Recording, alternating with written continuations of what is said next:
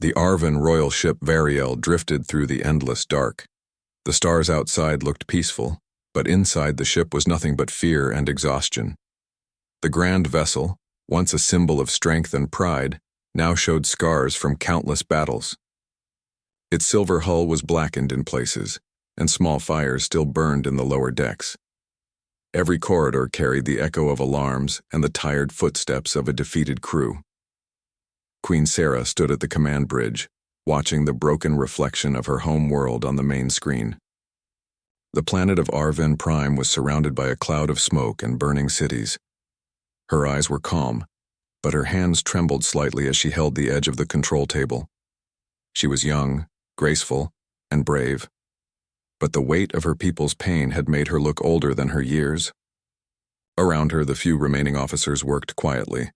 The hum of damaged engines and the faint crackle of failing circuits filled the air. Captain Naro, her most loyal officer, walked to her side. His voice was low, respectful, but full of worry. "Your Majesty, the Krith fleet has taken the northern continent. Our scouts say they are moving toward the capital. We have no ships left to stop them." Queen Sarah did not answer right away. Her eyes remained on the screen. "How many of our people are still alive down there?" she asked softly. Naro hesitated before speaking. "Less than 1/5, Your Majesty. Most of our defense towers are gone. The Krith are demanding our full surrender." The bridge fell silent. The only sound was the low hum of the main engine, struggling to keep the ship in orbit. Queen Sarah turned away from the screen and walked toward the communication panel. Her long silver cloak brushed the metal floor as she moved. "For years we fought alone," she said, her voice calm but heavy. "We believed we were strong enough to defend ourselves. We believed no one would help us, and perhaps we were right. But if we do nothing now, there will be no Arvan left to defend." Captain Naro looked at her with concern. "What do you intend to do, my queen?" Sarah placed her hand on the console and began to type a series of codes. "I will send a signal," she said, "a call for aid to anyone who can hear it." The officers exchanged uneasy looks. One of the technicians, a young woman named Lyra, spoke carefully. "Your Majesty, we have sent messages before." No one answered. "The other empires have already turned away from us. They fear the Krith." Sarah nodded slowly. "Then I will send it beyond our galaxy. Perhaps there is someone out there who still believes in helping others." She entered the coordinates manually, adjusting the power to the long-range beacon. The lights flickered, and the ship's systems groaned in protest. The Variel was never built for such a powerful transmission, but the Queen did not stop. She spoke clearly into the communicator. "This is Queen Sarah of the Arvan Empire. To any world, any people who can hear my voice, our home is falling. We are not your enemies. We ask for help, not conquest. The Krith bring silence and ruin to all they touch. If you can hear us, we beg you to answer. We cannot stand alone any longer." Her message echoed through the ship, carried into the deep void of space. When she finished, the lights dimmed and the main power grid flickered weakly. The signal had drained nearly all of their remaining energy. The Queen stood quietly for a moment, staring at the stars beyond the viewing glass. Captain Naro finally spoke again. "Your Majesty, what if no one comes?" Sarah closed her eyes. "Then at least we tried. Our message will travel through the dark, and perhaps one day, someone will hear it. Even if we are gone, they will know we stood for peace." The bridge was silent again. The crew worked slowly to repair damaged systems, though most of them knew it was hopeless. Outside, fragments of destroyed ships floated past, glowing faintly from the light of the distant sun. As the hours passed, the Queen walked through the lower decks, visiting the wounded and the frightened. The ship's medical bay was crowded, but she spoke to each injured soldier, holding their hands and giving them words of comfort. Even in despair, her presence brought calm. Later, she stood alone in the observation chamber at the rear of the ship. The stars seemed endless, and for the first time she felt how small her world truly was. Her empire had stretched across 12 systems once, full of light and music. Now it was a memory fading in the cold, yet somewhere deep inside, she refused to give up. Her people were not warriors by nature, but they were builders, thinkers and dreamers. They had created wonders, and those wonders deserved to survive. Captain Naro joined her quietly. "We have received no response," he said. "It has been several cycles." Sarah smiled faintly. "The universe is wide, Captain. Messages must travel far before they find the right ears." He wanted to speak more but chose silence. He understood that hope was all that remained, and even hope was a fragile thing. As time went on, the crew continued their work with quiet determination. They knew the Krith would find them soon. Every signal, every energy pulse risked detection, but none of them spoke against the Queen's choice. Far beyond their galaxy, on a distant blue world orbiting a yellow sun, a deep space array caught a faint signal. The technicians who managed it were confused at first. The words were translated slowly through layers of distortion, but the message was clear, a cry for help from a dying world. They sent it to the command centers of Earth's United Defense Fleet. Leaders and commanders listened carefully, and in the quiet of a conference hall a decision was made. Humanity had seen war. Humanity had known loss. But they had also learned something powerful, that when others fall silent, someone must still stand. Back aboard the Variel, Queen Sarah sat in her quarters, staring out at the dark. Her eyes were tired, but her heart still carried a small flame of hope. She whispered softly to herself, not as a ruler, but as someone who still believed in kindness. "Please let someone hear us." Outside her window, a distant star flickered brighter for a moment as if answering her prayer. The Queen did not know it yet, but her message had reached Earth, and humanity was already preparing to answer. Far from the burning worlds of the Arvan Empire, Earth was calm. The blue and green planet rotated silently in the sunlight, cities bustling with life, and oceans reflecting the bright sky. On one of Earth's largest space command stations, the United Earth Defense Fleet received a faint, unusual signal. Lieutenant Mara, a young communication officer, stared at the monitor. The words repeated on the screen, strange and alien in form but clear in meaning after translation software had processed them. She read aloud carefully, making sure she understood every line. "This is Queen Sarah of the Arvan Empire. Our home is falling. The Krith bring ruin to all we touch. We ask for help. We are not enemies." Mara felt a chill in her chest. The words were desperate, but there was no threat or trick. She immediately alerted her commander. Admiral Kane, a seasoned leader with silver hair and calm eyes, approached her station. He read the translated message slowly. "The Arvan Empire, a race far beyond our galaxy. Their entire civilization is at risk. They are asking for our help." Mara nodded. "Yes, sir. The message is genuine. There are no signs of deceit." Admiral Kane turned to his officers. "Prepare the council immediately. This could be our first chance to help another intelligent species. We need to decide carefully but quickly." Within the hour, the Earth Space Council gathered. Leaders from every continent, scientists, and military advisors sat in the large hall. The message from Queen Sarah was displayed on the central screen. Dr. Leto, an astrophysicist, spoke first. "The distance is vast. Even with our fastest ships, it will take months to reach them. But the signal is a true call for aid. If we ignore it, the entire Arvan species could disappear." A general named Hart responded firmly. "Our fleet is ready. We have the strongest warriors, the most advanced ships, and the best engineers. If the humans of Earth can reach them, we can save their world." Debates followed for some time. Some worried about resources and risk. Others feared encountering an unknown enemy. But the council listened carefully to the words of the translator, noting the sincerity and courage in Queen Sarah's plea. Finally, Admiral Kane stood and spoke. "We have faced challenges before. We know what it means to protect life. The Arvan people are not our enemies. They are in need. We will answer their call. Prepare the fleet. Send our strongest warriors. Humanity will go to help." The room erupted in quiet determination. Orders were sent immediately. Ships were prepared, and warriors were selected. Earth had never undertaken a mission like this before, but the people involved understood the importance. Commander Rian, the leader of the human mission, was briefed first. A tall man with sharp eyes and calm confidence, he had fought many battles on Earth and trained in countless challenges. He walked to the main command center, looking at the star maps that showed the path to the Arvan Empire. "Ryan," Admiral Kane said, "this mission is unlike any other. The Arvan fleet is small, their planet is under attack, and the Krith are ruthless.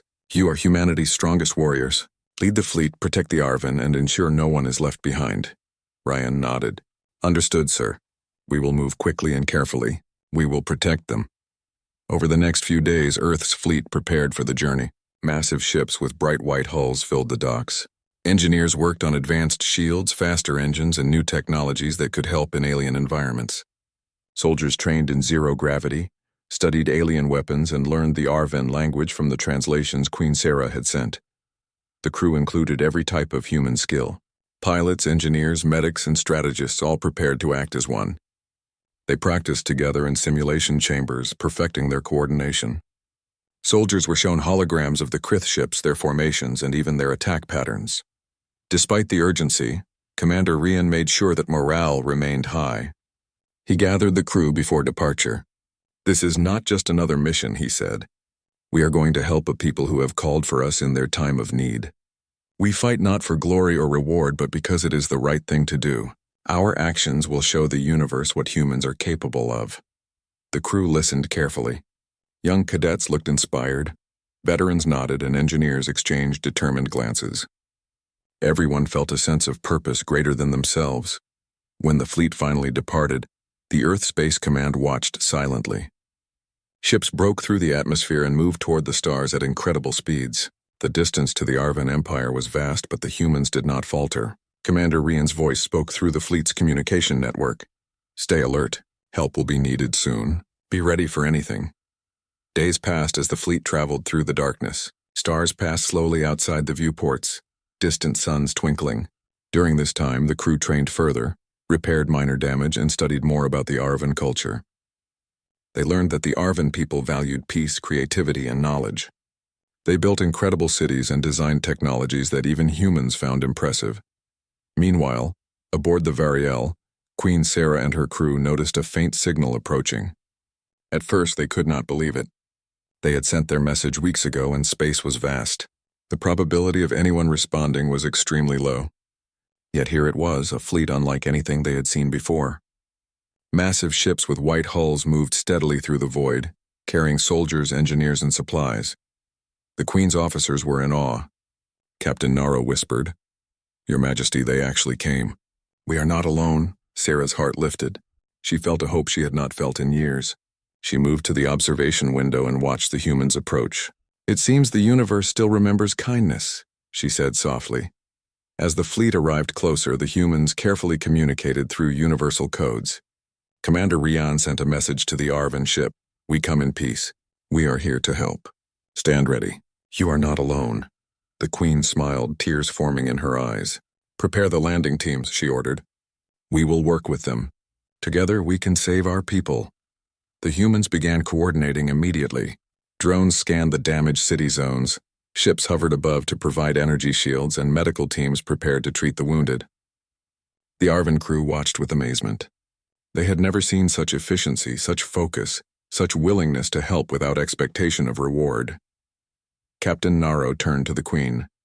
"Your Majesty, these humans are remarkable. Their spirit is unlike anything I have ever known." Sarah nodded. "Yes, Captain. Perhaps this is the hope we have been waiting for. Perhaps they are exactly what we need." As the human fleet began its work, the Queen realized that a new chapter for her people had begun. They were no longer fighting alone. Across the stars, allies had arrived. Earth's strongest warriors had answered the call, and the universe was about to witness the strength of unity between humans and Arvan. The first step of hope had been taken. The next would be even more challenging. The Krith were still out there, but now the Arvan were not powerless, and the humans were ready to stand beside them no matter what came next. The sky above Arvan Prime was still heavy with smoke, but a new light appeared on the horizon. The human fleet hovered steadily, massive ships casting shadows across the ruined cities. The Arvan people, who had once feared the Krith's approach, now looked with cautious hope at the newcomers. Queen Sarah stood on the bridge of the Variel, observing the humans' movements. Her crew had been hesitant at first, unsure if they could trust outsiders from a faraway world. But the humans had already begun helping the wounded and repairing damaged systems with quiet efficiency. Their actions spoke louder than any words. Commander Rion's team landed first in reinforced pods designed to carry both soldiers and equipment safely through Arven's atmosphere. The landing sites were carefully chosen to avoid collapsing buildings and unstable terrain. Soldiers stepped out onto the alien soil, their boots making soft impressions on the dusty ground. Engineers immediately began setting up mobile repair stations and energy shields. Captain Naro approached the humans, offering a respectful bow. "Welcome to Arven Prime," he said. "We are grateful for your presence, though our people may not understand your ways." Ryan nodded. "We do not come as conquerors. We come to help. Tell us what you need, and we will do everything we can." The two leaders began walking through the city ruins, passing collapsed towers and broken streets. Arven civilians emerged cautiously, peeking from behind damaged walls. When they saw humans moving carefully, offering food and medical aid, some of the fear in their eyes began to fade. Sarah followed quietly, observing how her people reacted. She realized that these humans were not only strong but also patient and compassionate. They did not rush or demand recognition. They simply helped. In one of the main plazas, a group of human engineers worked alongside Arven technicians to restore a damaged energy relay. Sparks flew as wires were connected and shields were realigned. But the work progressed quickly. A young Arven named Lyra, once doubtful of the humans, turned to one of the soldiers.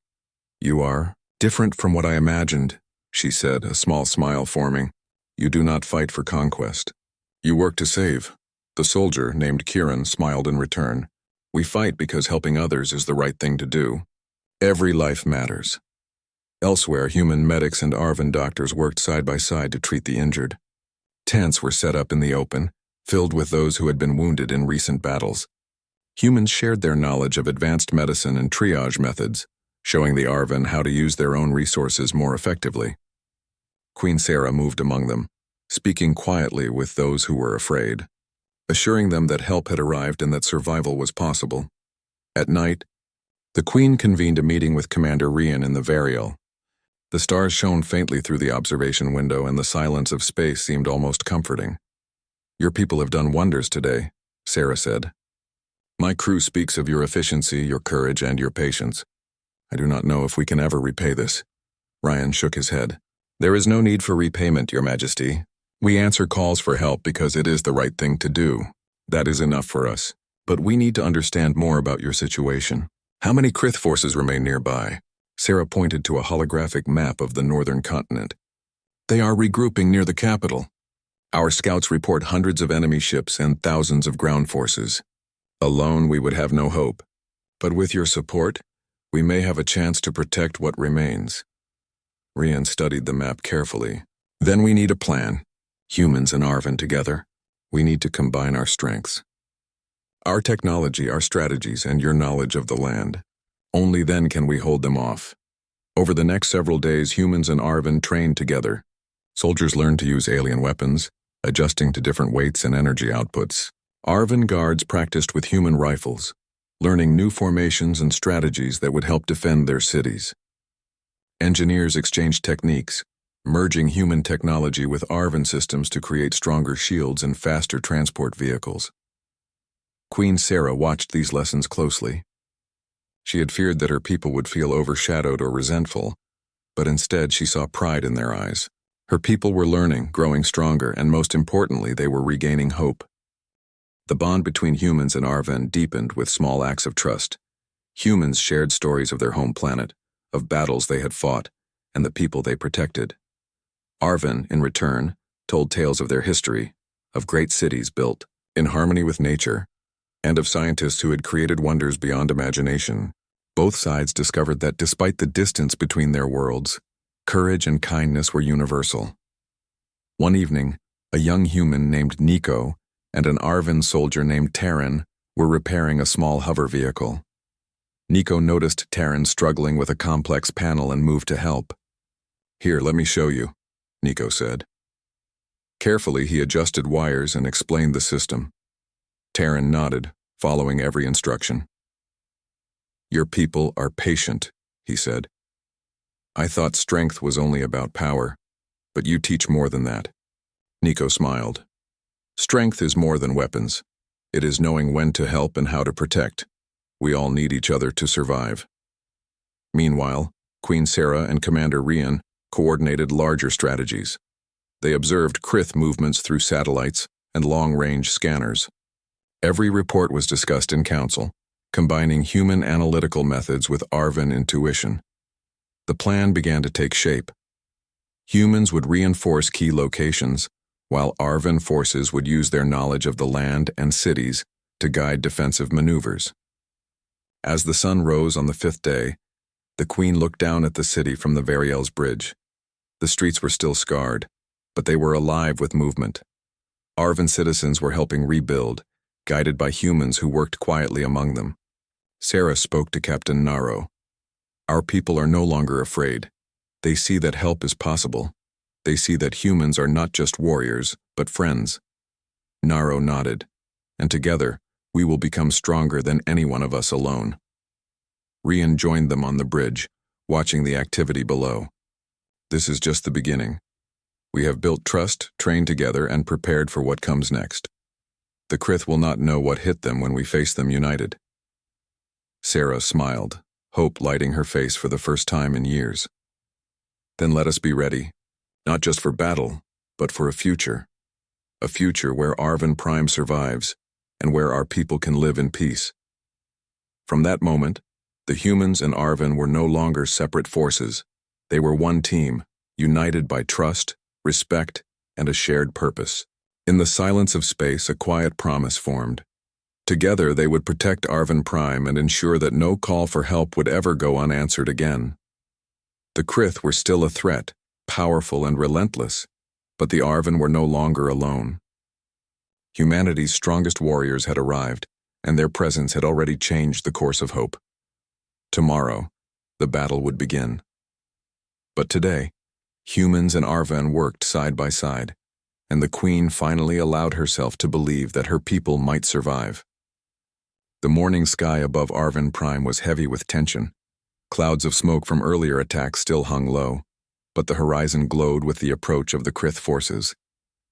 Queen Sarah stood on the bridge of the Variel, her eyes calm but alert. Around her, the human fleet hovered in formation, prepared for the challenge ahead. Commander Ryan walked beside her, studying the holographic display of enemy positions. Hundreds of Krith ships moved in synchronized lines, supported by thousands of ground units advancing toward the capital. They expect an easy victory, Ryan said quietly. But they have not seen what humans and Arvan can do together. Sarah nodded. Our people have fought bravely, but they need your strength and guidance. We cannot falter now. On the ground, Arvan soldiers and human warriors moved into position. Energy shields flared above key areas, and vehicles whirred along streets cleared of debris. Civilians were guided to safe zones by a mix of Arvan and human teams. Though the city had been damaged, the coordination between the two forces brought a sense of order. The Krith advanced quickly, confident in their numbers. Their ships unleashed energy beams that lit up the sky, but human defenses were ready. Shield arrays powered by human engineers absorbed the first waves, while Arvan countermeasures guided missiles and drones to intercept enemy units. Commander Rian coordinated with Queen Sarah, directing human squads to protect vulnerable areas while Arvan fighters took the lead on familiar terrain. The first clash came at the northern plaza, where Krith ground units attempted to breach a vital energy hub. Human soldiers fell into formation with Arvan guards, creating a combined line of defense. Human rifles fired in precision bursts, while Arvan energy weapons released controlled pulses. Together, the lines held the Krith back, buying time for engineers to repair damaged shields. In the sky above, human fighter ships maneuvered alongside Arvan hovercraft. Pilots communicated through a universal frequency, sharing target coordinates and avoiding collisions. The sight of two different species working seamlessly filled the Queen with awe. This is unity, she whispered. Our people are not alone. As the battle raged, Commander Rian led a team of elite human warriors on a daring mission to disrupt the Krith command center. They moved through narrow streets and crumbling buildings, using advanced sensors to avoid detection. Arvan scouts guided them, pointing out weak points in enemy formations. The two groups trusted each other completely, knowing that success depended on cooperation. Meanwhile, Queen Sarah directed her remaining fleet in orbit. Arvan ships engaged enemy fighters while human capital ships targeted larger Krith vessels. Explosions lit the sky, but the humans maintained focus, using calculated maneuvers to minimize risk to Arvan cities below. Every move was precise, every decision deliberate. On the ground, Nico and Taran, the young human and Arvan soldiers, who had become friends during training, fought side by side. They moved through the plaza, helping civilians and intercepting enemy units. Nico covered Taran as he disarmed a Krith device, while Taran returned the favor moments later, saving Nico from an energy blast. Their teamwork symbolized the growing bond between the two races. The Krith were relentless, but they had underestimated the unity and determination of their opponents. Each advance was met with calculated resistance, forcing them to retreat and regroup multiple times. Commander Rian observed the battlefield from the front lines, sending updates to both human and Arvan units. Hold this line, he ordered. Do not let them break through. Remember, we fight for our people and for hope itself. As the sun reached its peak, the combined forces launched a counterattack. Human squads moved swiftly through the streets, disabling enemy supply units while Arvan soldiers used their knowledge of the city to ambush Krith patrols. In the sky, fighter ships executed synchronized maneuvers, cutting off enemy reinforcements. Queen Sarah watched the progress with a sense of pride. They are learning from each other, she said to Captain Naro. Not just tactics, but trust and courage. This is more than a battle. This is a new beginning.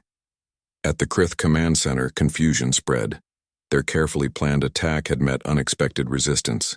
Ships were damaged, ground units were blocked, and their communications were jammed by combined human-Arvan technology. The Krith had never faced an enemy so coordinated, so determined. Commander Rian seized the opportunity. He led a group of human warriors in a bold strike against the Krith leader's position. Arvan soldiers flanked them, creating a pincer movement that forced the enemy into retreat. Energy shields flickered but held strong under constant repair from human engineers.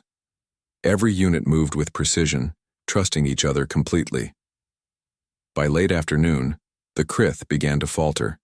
Their ships retreated from orbit, and their ground units pulled back from the northern city. Victory was not yet complete, but the momentum had shifted. The humans and Arvan had shown that even a smaller force could overcome a seemingly unstoppable enemy when working together. Queen Sarah addressed her people over the city's communication network. Today we have faced fear and uncertainty. Today we have stood together with friends from a distant world. Our people have survived because we did not give up. Humanity has shown us that help exists in the darkest times, and that courage can come from the most unexpected places. Applause and cheers echoed through the streets. Arvan citizens embraced their allies, offering food, flowers, and gratitude to the human soldiers. Commander Rian smiled as he watched the scenes of celebration. They will remember this, he said softly. Not because of us alone, but because we chose to stand beside them. As night fell, the city glowed with restored energy and light. Fires had been controlled, civilians were safe, and the first steps of rebuilding began.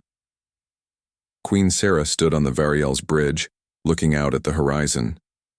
The humans had proven themselves not just as warriors, but as partners, as friends. Captain Naro approached quietly. Your Majesty, we owe them our lives. They came without demand, without expectation. They acted only because we called for help. Sarah nodded. Yes, Captain. And in their actions we see the best of our universe. Courage, compassion, and unity. Our people have been given a second chance. Commander Rian joined them on the bridge, exhausted but satisfied. The battle is won for now, but our work continues. We will rebuild, strengthen defenses, and ensure the Krith cannot return. The queen placed her hand on his shoulder. Your people are not just warriors. You are a symbol of hope. We will never forget what you have done for Arvin Prime. The humans remained modest, but the Arvin's gratitude was clear. They had seen the strength of humanity, not just in skill or weapons, but in spirit and determination. Together they had turned a moment of despair into a turning point, proving that courage multiplied by unity could overcome even the greatest threat. The stars above Arvin Prime were quiet now, but the memory of the battle would remain in every heart. The humans had arrived when hope seemed lost. They had fought with honor and strength. And as the night settled, Queen Sarah allowed herself to imagine a future where Arvin Prime would thrive once more, guided by courage, wisdom, and the bond forged with humans who had answered the call. The sun rose over Arvin Prime, casting golden light across cities that had been scarred by battle, but were now alive with activity. Smoke still lingered in the sky, but the cries of victory and hope replaced the sounds of fear. Queen Sarah stood on a restored tower in the capital city, overlooking the streets below. Her people moved with purpose, rebuilding homes, repairing vehicles, and caring for the injured. Commander Rion and his team walked beside her, observing the progress. Humans moved among the Arvin citizens, assisting with construction, distributing supplies, and teaching new techniques to strengthen defenses. The unity of the two species was evident in every interaction. Your Majesty, Rion said, your people have been through so much. They are resilient and now they have hope. We only help them see it for themselves, Sarah smiled. No, Commander. You have done more than help. You have shown them that the universe is not indifferent. You have shown them that even in darkness others will answer a call for help. The human fleet remained in orbit, but many ships had sent teams to the surface. Engineers and medics worked with Arvin specialists to repair damaged systems and improve living conditions. Drones lifted debris from streets while humans and Arvin collaborated to rebuild homes stronger than before. In one area of the city, a young Arvin named Talon worked alongside a human engineer named Mira. Talon had been fearful during the Krith attack, but now he moved with confidence. I never thought anyone would come for us, Talon said. We were so alone, and then humans arrived. You fought with us, taught us, and stayed by our side. Mira smiled. We fight because it is the right thing to do. No one should face destruction alone. That is how we protect life, not for glory, but because it matters. Nearby, Arvin children watched human soldiers play games with them, teaching them new strategies for coordination and problem-solving. Laughter filled the air, a sound that had been rare on Arvin Prime for many cycles. The humans did not command or dominate. They joined in, sharing their experience and learning from the Arvin culture. Queen Sarah walked through the city streets, stopping to greet her people. She noticed the renewed sense of determination in their eyes. For the first time in years, they believed that survival was possible, that their culture and knowledge could endure. She paused in a plaza where humans and Arvin worked together to restore a large energy generator. Sparks of light reflected on their faces as wires were connected and systems came back online. The scene reminded her of what had brought hope in the darkest time. Unity. Captain Naro approached and whispered, Your Majesty, humanity has changed our people. Not only have they helped us survive, but they have inspired a new courage. We are stronger than before, Sarah nodded. Yes, Captain. And this is only the beginning. If we continue to learn from one another, we can build a future even brighter than the past. Meanwhile, Commander Rion held a briefing with human and Arvin leaders. We have stabilized the immediate threat, he said. The Krith have retreated, but we must remain vigilant. Our next steps are to strengthen defenses, rebuild infrastructure, and create a system where both humans and Arvin can respond together if danger returns. Arvin officers nodded in agreement. They had seen the humans' skills, strategy, and discipline firsthand. They respected the humans not only for their strength, but also for their humility and willingness to teach. That evening, a celebration was held in the central plaza. Arvin musicians played instruments once silent for many cycles. Humans joined, clapping and moving to the rhythm, sharing stories of Earth and the battles they had faced. Queen Sarah stood on a platform, addressing both her people and their new allies. Today, she began, we celebrate not only survival, but unity. The humans came to us when all hope seemed lost. They did not ask for reward, and they did not fight for themselves. They fought because they believed in helping others. Today we honor their courage and their friendship. Commander Rian stepped forward. Your Majesty, people of Arvin Prime, it has been our honor to help. We do not fight for glory or titles. We fight because it is right. We hope this day reminds us all that no voice calling for help should ever go unheard. Applause and cheers filled the plaza. The Arvin had found allies in the most unexpected place, and the humans had proven the strength of their spirit. Together they had rewritten what it meant to survive against impossible odds. In the days that followed, the Earth-Arvin alliance formalized. Communication networks were shared, fleets coordinated, and a council was established to prepare for future threats. Young Arvin soldiers trained with human instructors, engineers exchanged techniques, and medics collaborated on new medical procedures. A permanent bond had been created, one built on trust, respect, and shared experience. Queen Sarah reflected on the journey they had undertaken. Her people had been on the brink of extinction, but hope had returned because someone had listened. Humanity had shown that courage, intelligence, and kindness could change the outcome of even the most desperate situation. One evening, Sarah stood on a hill overlooking the rebuilt city. Stars shone brightly above, and the human ships in orbit glimmered like distant lights of guardians. Captain Naro stood beside her. They have changed our world, he said softly. Sarah smiled. No, Captain. They have reminded us of what we always had within us: hope, resilience, and the ability to stand together. Humans are not just warriors. They are teachers, friends, and a reminder that the universe is larger than our fears. Commander Rian joined them quietly, looking at the horizon. The Krith may return someday, he said. But today we have proven that together, we are stronger than any threat. We have created a partnership that will endure. Sarah placed her hand on his shoulder, and our people will never forget it. The story of this day, the courage of your people, and the unity we have built will echo through the generations. Arvin Prime will survive, and we will thrive alongside our friends from Earth. As the night deepened, the city glowed with the energy of life renewed. Children laughed, citizens worked, and humans moved among them quietly, their mission complete but their presence remembered. The bond forged in crisis had become a legacy. Far beyond the planet, across the vastness of space, other civilizations began to hear of what had occurred. A queen's call for aid had been answered not by mercenaries or conquerors, but by humans who brought strength, intelligence, and hope.